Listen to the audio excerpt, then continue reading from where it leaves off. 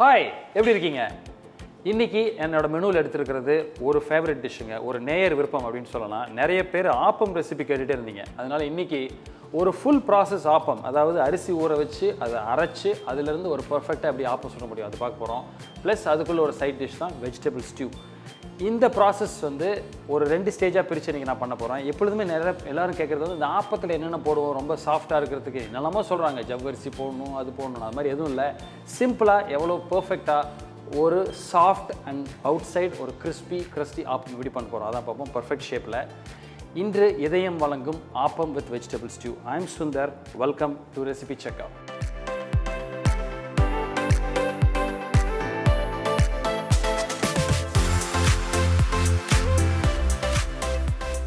இந்த ஆப்பத்துக்குள்ள ப்ராசஸை நம்ம ஒரு 3 ஸ்டேஜாக பிரிக்கலாம். ஃபஸ்ட்டு இந்த அரிசி ஊற வச்சு அதை மாவை அரைக்கிறது ஒரு ஸ்டேஜ்.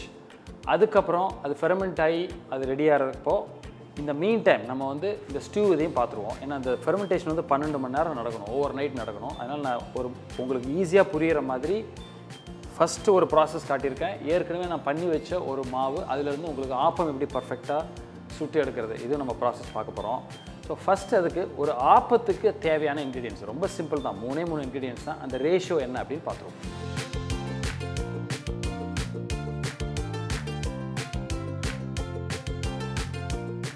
ஸோ இந்த ரேஷியோ ரொம்ப முக்கியம் ஆப்பத்துக்கு. ஆனால் இந்த ஆப்பத்தோட ரேஷியோ இட்லியோட ரேஷியோ தான். நம்மளோட இன்னொரு வீடியோ இட்லிக்குள்ளே ஒரு வீடியோ பார்த்துருப்பீங்கன்னு நினைக்கிறேன் அந்த சேனலில், ரொம்ப வெரி பாப்புலரான வீடியோ. அதில் என்ன ரேஷியோ போட்டிருக்கோம் அப்படின்னா 1 பங்கு உளுந்து 4 பங்கு அரிசி, அதே ரேஷியோ தான். ஆனால் இந்த ஆப்பத்துக்கு என்ன ஒரு டிஃப்ரென்ஸ் அப்படின்னா அந்த 4 பங்கு அரிசியில் 2.5 பங்கு புழுங்கல் அரிசியும் 1.5 பங்கு பச்சை அரிசி. இந்த புழுங்கல் அரிசியும் பச்சை அரிசியும் சேர்த்து தான் அந்த 4 பங்கு அரிசி, அதாவது 1:4.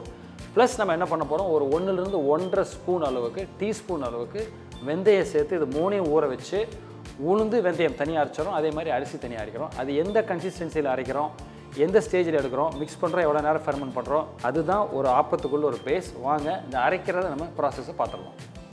ஸோ இப்போ நம்ம ஸ்டேஜ் 1 ஃபஸ்ட்டு மாவு அரைக்கிறோம். இப்போ நான் என்ன பண்ணியிருக்கேன் அப்படின்னா நம்ம எடுத்த உளுந்து அதே மாதிரி வெந்தயம் ரெண்டையும் தண்ணியில் கிட்டத்தட்ட 2 மணி நேரம் ஊற வச்சுருக்கேன். அதே மாதிரி நம்ம எடுத்த 2 அரிசி, புழுங்கல் அரிசி பச்சை அரிசி, அதையும் என்ன பண்ணியிருக்கேன்னா தண்ணியில் 2 மணி நேரம் ஊற வச்சுட்டேன். வாஷ் பண்ணி அதாவது கழுகி ஊற வச்சு இது ரெடியாக இருக்குது. இப்போ இதை அரைக்க போகிறோம். ஃபஸ்ட்டு உளுந்து தான் அரைக்க போகிறோம், அதுக்கப்புறம் அரிசி அரைக்க போகிறோம். இன்றைக்கி ஒரு டேபிள் டாப் கிரைண்டர் தான் யூஸ் பண்ண போகிறேன். வாங்க இது எந்த கன்சிஸ்டன்சி எந்த இதில் அரைக்கிறது பார்ப்போம். ஏன்னா அதில் ரொம்ப முக்கியம், இந்த ஆப்பத்துக்கு மட்டும் அரிசியை கொஞ்சம் மையாக அரைக்கணும், மற்றபடி ஆல்மோஸ்ட் எல்லா ப்ராசஸும் இட்லிக்குள்ள ப்ராசஸ் தான். ஸோ வாங்க இன்றைக்கி பர்ஃபெக்டாக அரைச்சி எப்படி ஒரு மாவாக்குறதுன்னு பார்ப்போம். நல்ல ஊறின இந்த 2 மணி நேரம் ஊறின உளுந்த நல்ல தண்ணி வடிச்சிட்டு ஃபஸ்ட்டு அதில் அரைக்கிறேன். ஸோ இந்த டேபிள் டாப் கிரைண்டரில் ஜஸ்ட் கொஞ்சமாக ஆட் பண்ணுங்கள். தண்ணியே ஆட் பண்ண வேணாம் இனிஷியல் ஸ்டேஜில், ரொம்ப முக்கியம். ஏன்னா நமக்கு நல்ல ஃப்ளஃபியாக இந்த உளுந்து வந்தால் தான், பொங்கி வரணும், அந்த மாதிரி வந்தால் தான் நமக்கு ஆப்பம் நாளைக்கு சுடுறப்போ நல்ல சாஃப்டாக இருக்கும், நல்ல கரெக்டான கன்சிஸ்டன்சியில் இருக்கும். ஸோ இப்போ பார்த்தீங்கன்னா இப்போ நான் நல்லா ஆட் பண்ணி இப்போ அரைக்க ஆரம்பித்தாச்சு. ஒரு 3லேருந்து 4 நிமிஷம் இந்த உளுந்தில் ஊறின தண்ணியே போதும் இப்போ அரைக்கிறதுக்கு. ஸோ இப்போ இந்த ஸ்டேஜில் என்ன பண்ணுறோன்னா உளுந்து எப்பவுமே தண்ணி ஆட் பண்ணுறப்போ இது அரைக்கிறப்போ அது எப்பப்பெல்லாம் டைட் ஆகுது அப்பப்பெல்லாம் நம்ம ஆட் பண்ணுறோம். அதாவது அந்த உளுந்து அரைக்கிற உளுந்து நமக்கு தண்ணி கேட்கணும், அப்போ தான் ஆட் பண்ணணும். நம்மளாம் அடிஷ்னலாக தண்ணி ஊற்றக்கூடாது. ஒரு 4லிருந்து 5 தடவை அரைய தண்ணி கொஞ்சமாக ஆட் பண்ணி ஒரு நல்ல ஒரு ஃப்ளஃபியாக ஒரு சாஃப்டாக ஒரு கன்சிஸ்டன்சி வர வரைக்கும் இதை அரைக்கிறோம். கிட்டத்தட்ட ஒரு 15 நிமிஷத்துலேருந்து 20 நிமிஷம் கிரைண்டரை பொறுத்து மாறும். ஸோ இப்போ பார்த்தீங்கன்னா கிட்டத்தட்ட ஒரு 6 வாட்டி இந்த தண்ணி ஆட் பண்ணி இப்போ இந்த கன்சிஸ்டன்சி வரைக்கும் ஆட் பண்ணியிருக்கேன். நல்ல ஒயிட்டாக க்ரீமியாக ஃப்ளஃபியாக இருக்குது. ஸோ இப்போது இந்த உளுந்து பர்ஃபெக்டாக அரைச்சி உளுந்தும் வெந்தயமும் அரைஞ்சி ரெடியாக இருக்குது. ஸோ இப்போ அதை எடுத்து வச்சுட்டு இதே கிரைண்டர்லேயே நம்ம அரிசியை போட்டு அரைக்கலாம். ஸோ இப்போ இந்த கிரைண்டரில் இப்போது உளுந்து எடுத்து வச்சிட்டோம். ஸோ இதில் வாஷ் பண்ணுன்றது இல்லை, ஏன்னா எல்லாமே பின்னாடி மிக்ஸ் பண்ண போகிறோம். ஸோ இப்போ இந்த அரிசி ஊற வச்ச அரிசி 2 அரிசி இருக்குது, புழுங்கல் அரிசி பச்சை அரிசி, ரேஷியோ ஏற்கனவே முன்னாடி சொல்லியிருக்கேன். இப்போ ஆட் பண்ணி இதில் கொஞ்சமாக அரைங்க. அதே மாதிரி தண்ணி ரொம்ப ஊற்றிட வேண்டாம், கொஞ்சம் எப்போது உங்களுக்கு தண்ணி ரொம்ப டைட் ஆகுது அப்போ ஆட் பண்ணுங்கள். ஏன்னா இது ரொம்ப குறுனியாக அரைக்கக்கூடாது, ஆப்பத்துக்கு கொஞ்சம் நைஸாக அரைக்கணும் அரிசி. அதுதான் இட்லிக்கு அரிசி அரைக்கிறதுக்கும் ஆப்பத்துக்கு அரிசி அரைக்கிறதுக்கும் உள்ள டிஃப்ரென்ஸ். ஸோ பார்த்தீங்கன்னா கிட்டத்தட்ட ஒரு 20 நிமிஷம் இந்த அரிசி அரைஞ்சி நான் தண்ணி ஆட் பண்ணியிருக்கேன். கிட்டத்தட்ட ஒரு 5-6 வாட்டி தண்ணி ஆட் பண்ணி இந்த கன்சிஸ்டன்சிக்கு இப்போ இருக்குது. கொஞ்சம் சாஃப்டாக இருக்கணும். அதாவது இது வந்து நல்ல குருணியாக இல்லாமல் நல்ல சாஃப்ட் மாவாக இருக்கணும். ஸோ இப்போ இது ரெடி. இப்போ இதை எடுத்து தனியாக வச்சுட்டு இப்போ என்ன பண்ண போகிறோம், இந்த அரிசி மாவையும் உளுந்த மாவையும் மிக்ஸ் பண்ணி நம்ம சால்ட் போட்டு ஃபெர்மெண்ட் பண்ண போகிறோம். கிட்டத்தட்ட 8லேருந்து ஒரு 12 மணி நேரம் ஒரு வார்ம், நம்ம ஊரில் என்ன பார்த்தீங்கன்னா ஒரு 8 மணி நேரத்தில் ஓவர் நைட் நமக்கு ஃபெர்மெண்ட் ஆயிரும். நீங்கள் ஏதாவது அப்ராட் கண்ட்ரீஸில் இருந்தீங்க, கோல்ட் கண்ட்ரீஸில் இருந்தீங்கன்னா இன்னொரு அடிஷ்னலாக ஒரு 6 மணி நேரம் ஆகலாம். பட் இது ஆல்மோஸ்ட் ஒரு 50 to 80% இது வந்து நல்ல ஃபெர்மெண்ட் ஆகி மேலே இருக்கும். ஸோ இப்போ நம்ம ஒரு பர்ஃபெக்டான ஆப்பத்துக்குள்ள மாவு தயார் பண்ணி வச்சிட்டோம், மிக்ஸ் பண்ணிட்டோம், உப்பு போட்டு நம்ம மிக்ஸ் பண்ணி வச்சாச்சு. இது ஆல்மோஸ்ட் ஒரு 8 to 12 hours நமக்கு ஃபெர்மெண்ட் ஆகணும். ஸோ நான் இன்னொரு ஸ்டேஜில் ஒரு மாவு ரெடி பண்ணி வச்சுருக்கேன். ஸோ உங்களுக்கு அந்த ஸ்டேஜை நான் காட்டிடுறேன். ஸோ அந்த ப்ரூஃப் ஆனது எப்படி இருக்குது, அதாவது ஃபெர்மெண்ட் ஆகி எப்படி இருக்குன்னு பார்ப்போம். வெஜிடபிள் ஸ்டியூ அதுக்குள்ளே இன்க்ரீடியன்ஸ் என்னென்னு பார்த்துட்டு டைரெக்டாக குக்கிங் ப்ராசஸ்க்கு போயிடலாம்.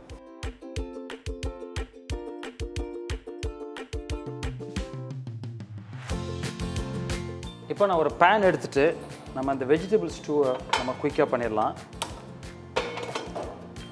ஸோ இந்த வெஜிடபிள் ஸ்டூவுக்கு வந்து தேங்காய் பால் பேஸ் தான் நான் பண்ண போகிறோம். அதனால் இன்றைக்கி நான் கோகோனட் ஆயில் தான் யூஸ் பண்ண போகிறேன்.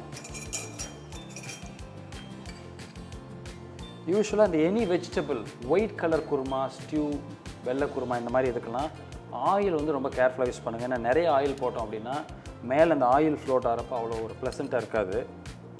ஜஸ்ட் ஒரு 2 டீஸ்பூன் மட்டும் போட்டுட்டு ஒரு 2லேருந்து 3 கிராம்பு, ஒரு 2லேருந்து 3 சின்ன பட்டை போடலாம்.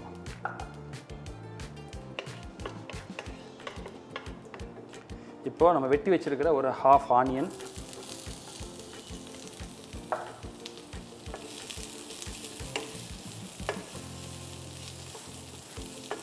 ஸோ அது லைட்டாக இந்த ஆனியன் கொஞ்சம் சாட்டே ஆகி வரப்போ கலர் மாறி வேணாம், ரொம்ப முக்கியம். இந்த ஸ்டியூ வெஜிடபிள் ஸ்டியூவில் வந்து கலர் வந்து மாறாமல் அந்த ஸ்டேஜில் நம்ம நீளமாக ஜூலியன்ஸாக வெட்டி வச்சுருக்கிற கொஞ்சம் இஞ்சி,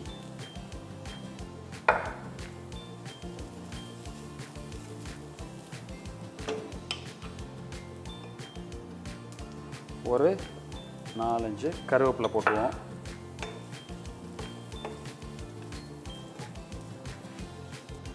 ஒரு 4லேருந்து 5 பச்சை மிளகாய். ஏன்னா இந்த பச்சை மிளகாயில் இருக்கிற காரம் தான் இந்த ஸ்டியூவுக்கு வரப்போகுது.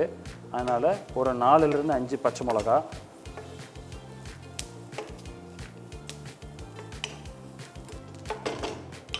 இந்த ஸ்டேஜில் நம்ம எடுத்து வச்சுருக்கிற carrot, beans and cauliflower, so இந்த 3 வெஜிடபிள்ஸும் நம்ம இந்த மாதிரி ஒரு 1 inch to ஒரு 1/2 inch சைஸில் எப்படி வேணுமோ கட் பண்ணிக்கலாம்.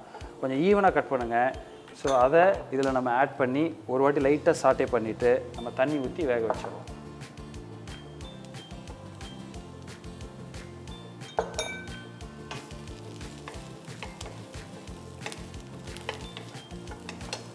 ஸோ ஐடியா என்னென்னா கலர் எதுவும் மாறக்கூடாது, ப்ரௌன் ஆகக்கூடாது, ஆனியன்லாம் ஒயிட்டாகவே இருக்கணும், ரொம்ப முக்கியம். ஸோ இது கொஞ்சம் கலர்ஃபுல்லாக எந்த அளவுக்கு நம்ம எடுக்க முடியுமோ அந்த அளவுக்கு நம்ம எடுக்கிறோம். ஸோ இந்த ஸ்டேஜில் கொஞ்சம் தண்ணி நம்ம ஆட் பண்ணிக்குவோம்.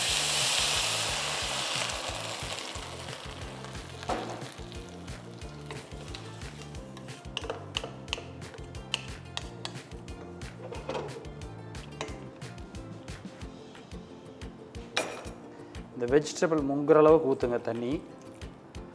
ஊற்றிட்டு ஒரு 3 நிமிஷம்ன்றது 4 நிமிஷம் ஜஸ்ட் கொதிக்கிட்டோம். ஸோ ஓரளவு இந்த வெஜிடபிள்ஸ் நமக்கு குக் ஆனோன்னே, லைட்டாக குக் ஆனோன்னே நம்ம இந்த தேங்காய் பால், 2 வகையாக தேங்காய் பால் எடுத்து வச்சுருக்கோம். ஃபஸ்ட்டு எதை ஆட் பண்ணணும், செகண்ட் எதை ஆட் பண்ணணும் அப்படின்னு பார்ப்போம். ஸோ இப்போ இது கிட்டத்தட்ட நம்ம தண்ணி ஊற்றி கிட்டத்தட்ட ஒரு 7லேருந்து 8 நிமிஷம் நல்ல சிம்மரில், நல்ல ஒரு பாயிலிங் ஸ்டேஜ் வந்தோடனே சிம்மர் வச்சுட்டேன். குக் ஆயிடுச்சு. முடிஞ்சால் உங்களுக்கு ஏதாவது ஒரு மூடி இருந்தால் போட்டுருங்க, சீக்கிரம் வந்துடும். ஸோ இப்போது ஆல்மோஸ்ட் இந்த வெஜிடபிள்ஸ் ஒரு 3/4 பங்கு நல்லா குக் ஆயிடுச்சு. இந்த ஸ்டேஜில் நம்ம எடுத்தது இன்றைக்கி ஒரு தேங்காய். அந்த ஒரு தேங்காயை நம்ம திருகி அரைச்சி 2 பால் எடுத்துருக்கோம், தேங்காய் பால். அதாவது மிக்சியில் போட்டு நல்லா அரைச்சி தண்ணி ஊற்றி ஒரு வாட்டி நல்லா புளிஞ்சு எடுத்து ஃபஸ்ட் பால் எடுத்துட்டோம். திரும்ப அதில் தண்ணி ஆட் பண்ணி திரும்ப இன்னொரு வாட்டி அரைச்சி 2வது பால் எடுத்துருக்கோம். எப்பொழுதுமே இந்த குக்கிங்க்கு வந்து நம்ம செகண்ட் மில்க்கு தான் ஆட் பண்ணுவோம், தேங்காய் பால். அதே மாதிரி நீங்கள் எடுத்து வச்சுருக்கிற இந்த தேங்காய் பாலை இந்த ஸ்டேஜில் நான் ஆட் பண்ணுறேன்.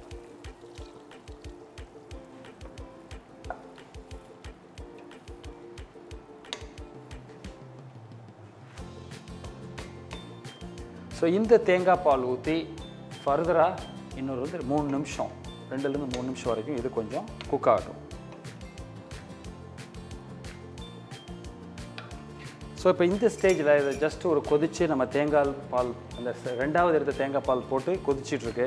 ஸோ இப்போ என்ன பண்ணலான்னா நம்ம டேஸ்ட் பார்த்துட்டு உப்பு காரம் இந்த சீசனிங்ஸ் எல்லாம் நம்ம அட்ஜஸ்ட் பண்ணிடலாம்.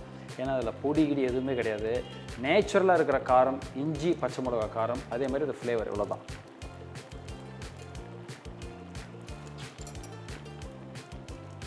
காரம் பர்ஃபெக்ட். உப்பு மட்டும் லைட்டாக ஒரு 2 பிஞ்ச் நான் ஆட் பண்ணிக்கிறேன்.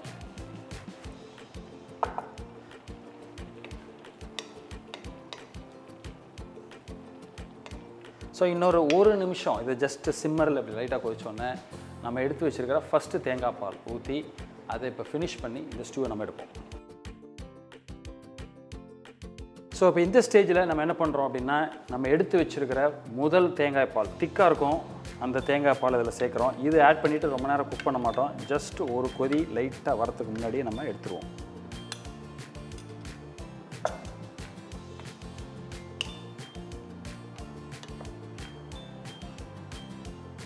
ஸோ எப்பொழுதுமே அந்த வெஜிடபிள் ஸ்டியூ வந்து கொஞ்சம் தண்ணியாக தான் இருக்கும். ஸோ அதனால் குருமா மாதிரி திக்காக இருக்காது. ஸோ அதனால் இது கொஞ்சம் ஒரு மாதிரி லைட்டாக ஒரு கொதி வந்து ஒரு மாதிரி கம்பைன் ஆகி வந்தோடனே, ஏன்னா அது முதல் தேங்காய் பால் அப்படிங்கிறதுனால இது கொஞ்சம் திக்கினிங் ஏஜென்ட் கூட ஒரு மாதிரி கம்பைன் ஆகி வரப்போ அந்த ஸ்டேஜில் நம்ம என்ன கார்னிஷ் பண்ணி எடுக்கிறோன்னு பாருங்கள். ஸோ இப்போது இந்த ஸ்டியூ பார்த்திங்கன்னா நம்ம முதல் எடுத்த தேங்காய் பால் போட்டோம். அப்போது ஃபஸ்ட் எடுத்தது போட்டு ஜஸ்ட் ஒரு கொதி வந்து இப்போ ஒரு பர்ஃபெக்டான ஒரு ஸ்டியூ கன்சிஸ்டன்சி இருக்குது. எப்பொழுதுமே இந்த ஆப்பத்துக்கு வந்து தேங்காய் பால்னு சேர்ப்போம், அது இனிப்பாக இருக்கும். பட் இப்போது இந்த ஒரு காரம் அப்படின்னா அது ஸ்டியூ தான். ஸோ அந்த கன்சிஸ்டன்சி இஸ் கரெக்ட். ஸோ இப்போது நம்ம அந்த ஸ்டவ் ஆஃப் பண்ணிவிட்டு ஸோ இந்த ஸ்டேஜில் நம்ம ஒரு 4-5 கருவேப்பிலை கடைசியாக நம்ம ஆட் பண்ணுறோம். அதே மாதிரி நம்ம வெட்டி வச்சுருக்கிற ஒரு 2லேருந்து ஒரு 3 பீஸ் இஞ்சி ஆட் பண்ணி ஜஸ்ட் இது குக் ஆகாமல் ஜஸ்ட் ஒரு ஃப்ரெஷ் ஸ்மெல்லுக்காக ஜஸ்ட் நம்ம ஒரு மிக்ஸ் பண்ணிடுவோம். இந்த வெஜிடபிள் ஸ்டியூ நமக்கு ரெடி. ஸோ இதை இப்போ நம்ம தனியாக எடுத்து வச்சுட்டு ஆப்பம் சுட்டுட்டு ஸ்டியூவோடு சேர்த்து நம்ம எப்படி இருக்குன்னு பார்ப்போம். ஸோ இப்போ நம்ம அரைச்ச மாவு கிட்டத்தட்ட 12 மணி நேரம் ஃபெர்மெண்ட் ஆகிருக்கு. ஸோ இது வந்து நம்ம இப்போ சம்மரில் ஷூட் பண்ணுறோம். இந்த வீடியோ ஷூட் பண்ணுறப்போ இது மந்த் ஆஃப் மே, சென்னை வெதர்லேயே ஆல்மோஸ்ட் ஒரு 10 to 12 hours தான். நீங்கள் பார்த்தீங்க அது அப்படியே டபுள் ஆகி அந்த சைஸ் வந்து நல்ல ஃபெர்மெண்ட் ஆகி இருக்குது. நல்ல ஒரு ஃப்ளேவர், அந்த ஃபெர்மெண்டேஷனான ஒரு ஃப்ளேவர் இஸ் வெரி இம்பார்ட்டன்ட். இப்போ பார்த்தீங்கன்னா அதில் நான் என்ன பண்ணியிருக்கேன், அந்த மாவு நல்ல இன்னொரு வாட்டி நல்லா மிக்ஸ் பண்ணி ஒரு பவுல் எடுத்துகிட்டு ஃபர்தராக கொஞ்சம் தண்ணி சேர்த்து இந்த மாதிரி ஒரு ரன்னிங் கன்சிஸ்டன்சி கொண்டு வந்திருக்கேன். இது ரொம்ப முக்கியம் இந்த ஆப்பத்துக்கு. நம்ம வேறு எதுவும் சேர்க்கல, ஜஸ்ட் ஒரு சிம்பிள் ரெசிபி. பட் ஆனால் அதை கரெக்டான ரேஷியோ கரெக்டாக அரைச்சி கரெக்டாக நம்ம ப்ராசஸ் பண்ணுறப்போ உங்களுக்கு பர்ஃபெக்டாக வரும். ஸோ இப்போ நான் என்ன பண்ணியிருக்கேன்னா, ஒரு ஆப்பச்சட்டி உங்கள் வீட்டில் என்ன இருக்கோ, நான்ஸ்டிக்கோ இல்லை சீசன் பண்ண கல் ஆப்பச்சட்டி எது உங்களுக்கு கம்ஃபர்டபுளாக இருக்கோ யூஸ் பண்ணிக்கோங்க. ஸோ எப்பொழுதுமே இந்த ஆப்பச்சட்டியில் ஒரு வாட்டி ஒரு சீசன் பண்ணி எடுத்துக்கிறது பெட்டர். ஸோ இன்றைக்கி நான் எடுத்துருக்கிறது யூஸ்வலாக நாங்கள் யூஸ் பண்ணுற ஆப்பச்சட்டி தான். இது ஆல்ரெடி சீசன் பண்ணது தான். ஸோ இதில் வந்து சீசன் பண்ணுறது வேறு ஒன்றும் இல்லை, 2-3 வாட்டி போட்டு லைட்டாக ஆயில் அப்ளை பண்ணி திரும்ப வாஷ் பண்ணி தொடச்சி அதோட சர்ஃபேஸ் வந்து க்ளீனாக இருக்கணும். நான்ஸ்டிக்கில் இப்போ அந்த ப்ராப்ளமே கிடையாது. ஸோ ஒரு வாட்டி நீங்கள் 1-2 வாட்டி நீங்கள் போட்டுட்டு அதுக்கப்புறம் ஃபர்தராக நீங்கள் ரெகுலராக யூஸ் பண்ண ஆரம்பிச்சிடலாம். ஸோ இப்போது கொஞ்சம் கரெக்டாக சூடு வந்தோடனே நான் என்ன பண்ணுறேன் அப்படின்னா, ஜஸ்ட் ஒரு 2லேருந்து ஒரு 2.5 சின்ன ஒரு லாடில் போட்டுட்டு ஜஸ்ட்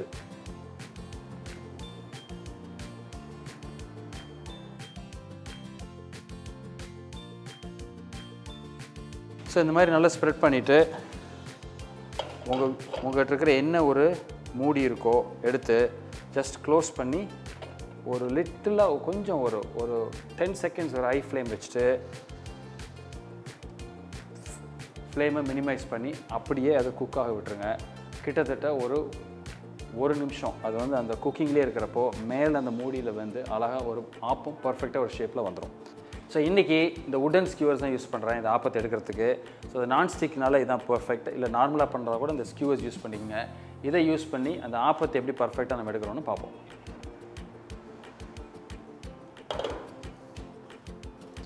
ஸோ இப்போ ஒரு 2 ஸ்கியூவர்ஸ் எடுத்து ஜஸ்ட் அழகாக அந்த சைட்ஸை கொஞ்சம் ரிலீஸ் பண்ணி விட்ருங்க.